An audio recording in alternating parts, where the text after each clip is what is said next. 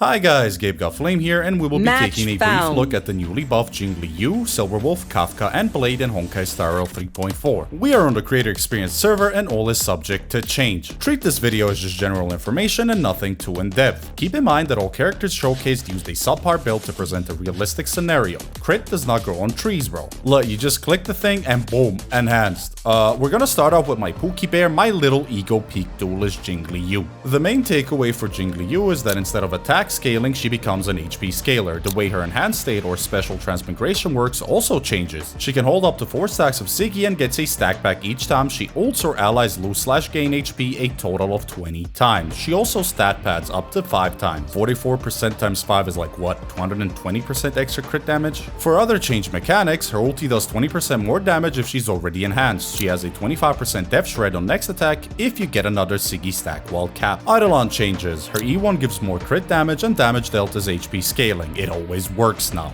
E4 is a crit damage boost now. E6 is an extra Siggy stack limit, instantly gets 2 stacks and has ice damage respen and not extra crit damage. Cool! What does this mean for her build now? Her best in slot relic set is 4-piece Lost in her edition, but you can opt for 4-piece Glacial Forest, 4-piece Quantum set, or 4-piece Longevous. For Planars, the Mesne, Rudolin, Salsoda, or Wandback are viable. For main stats, HP body, speed or HP feet, damage orb, HP rope. Substats, speed up until your desired breakpoint, either 134 or 160, though 160 is not really worth it. Second and third are crit rate and damage. Fourth is HP percent. Team wise, as long as you don't cook any attack buffers on her, she should be cool. No Robin, no nothing, okay. Ideally, you'd pair her with an action advance buffer like Sunday. Healer wise, Hyacine is her best due to how her micro heals work. And as she does many of those micro heals / drains, you are most likely to end up having 4 stacks of Siggy permanently. So Jingliu is always in her enhanced state. Other options are Huoho or Gallagher. Here are a few team comps you could try. Select your agent. Overall, Jingliu receives a nice and hefty buff, though nothing too extreme. If paired with Hyacine, Jingliu becomes a rather comfortable pick, performing very well in endgame content. I'm quite happy with this as I'm a D1 Jingliu glazer and I missed using her on my teams. Next up, we have the OG Gremlin, also known as Silver Wolf. The first thing that pops into your eye is the fact that her ultimate ability targets all enemies instead of a singular enemy. Still reduces defense, but for all enemies. Her skill also receives some love, making it apply to weakness that your first ally has, so essentially no more Gamba with weakness type. Now for 3 turns instead of 2, and the alt type respen is slightly higher now. Her talent now reduces defense a bit more than it used to, and also the bug or debuff implanting is 100% guaranteed, transferring over to other enemies. Upon weakness breaks, she implants a random debuff. Then, this is like attack buff, kinda cool TBH. Eidolon changes for Silverwolf are nice too. E2 now makes enemies take more damage and receive a debuff. E4 is now towards everyone and not for single target. What does this mean for the Sentinel meta? Honestly, 4-piece Quantum, 4-piece Dead Waters, 4-piece Eagle set, or 2-piece Speed set. Planars, Penacony, Broken Keel, Lushaka, Vonback. For main stats, crit body, speed or attack boots, damage orb, attack or ER rope. Substats, crit, EHR, speed, attack. Breakpoints, 134, 160, 170 speed. Cook between 50 to 67% EHR. Team-wise, as a debuffer, she fits on any teams that, you guessed it, thrive off debuffs.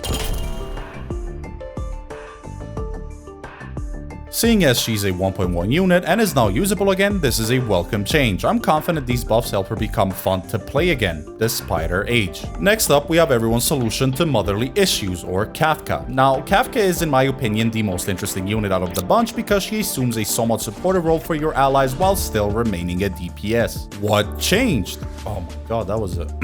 sorry. What changed? Well, her skill now causes a dot burst if enemy targets already have a dot on them. Her ultimate ability receives a damage buff, but it isn't limited to shock, and instead enemies now receive damage from all dot types. Talent-wise, whenever an ally attacks, Kafka will launch a follow-up attack that also places shock. It used to be limited to basic attacks only, and now can be triggered up to 2 times per turn. She regains 1 stack after turn end and when ulting. Her bonus ability now buffs all allies attacked by 100% if they have 75% or more effect hit rate. Moreover, Thorns makes Kafka's ult explode all dot debuffs and deal damage. Eidolon changes. E1 makes all of her attacks apply a 30% dot damage buff, E2 is just buffed dots. For relics, you can go for 4-piece prisoner, 4-piece sizzling thunder, 2-piece 2-piece attack percent, or 2-piece 2-piece speed attack percent. Planners, revelry, FFG, space ceiling, pan cosmic. For main stats, attack or EHR body, speed feet, damage orb, attack rope. Substats, speed, EHR, attack percent, attack.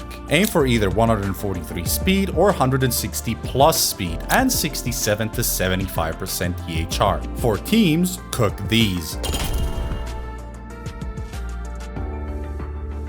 Kafka becomes an amazing unit with all of her buffs and is extremely viable starting Honkai Star Rail 3.4. Last but not least, we have Blade, and he has been revamped in a way that makes sense for his playstyle. He's now also a HP scaler and not an attack scaler. It makes sense for his HP in, HP out gameplay. What changes? His basic and enhanced attack now scale off max HP, his skill applies a taunt to himself, his ultimate is now max HP scaling, plus deals additional damage based on 60% of his max HP and 60% of his HP lost. Follow-up attack is also max HP scaling, ult is capped at 50% of lost HP, bonus ability makes him gain 20% extra healing from all allies while also converting 20% of his healing for his ultimate HP tally. His other bonus ability now also regens energy when following up. For his Eidolons, only E1 is adjusted. E1 basically is a stat pad, his enhanced basic and ult now dealing 150% extra damage of what he lost from his ult. How do you cook with him now? 4-piece Longevous, 4-piece Windset, 2-piece 2-piece crit rate wind, or 2-piece crit rate HP percent. For planners, Demesne, Rudolin, Salsoro, or Izumo. Main stats, crit body, HP or speed feet, damage orb, HP rope.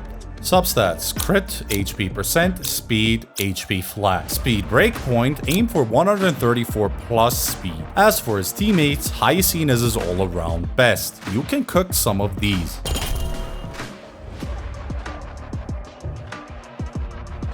Blade's performance difference is substantial and literally lands him a T0.5 or T0, quite possibly, spot for MOC. He is that good. A beast even, provided he's paired up with his best teammates. Probably the best unit to lose your 50-52 as of 3.4. I hope I've been able to summarize the buffs to you in a clear manner. Check out the link in the comments so you can potentially win some stellar jades for your account.